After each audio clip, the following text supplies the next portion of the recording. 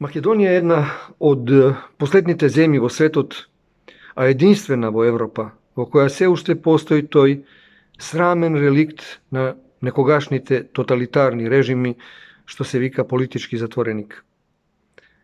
Квислингот Зоран Заев свесно, намерно, подмолно го создаде тој македонски мини гулаг, за да ни порача дека сите ние, нашите деца и нашите внуци, сме потенцијални политички затвореници на неговиот ненароден режим.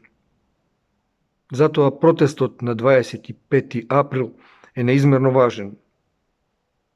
Мирно, а гласно да му порачаме дека македонскиот народ и граѓаните на Република Македонија не се мират со тоа антицивилизацијско зло. Да му порачаме веднаш да бидат ослободени нашите уставобранители, Јане Ченто и сите други политички затвореници осудени во монтираните процеси за 27 април.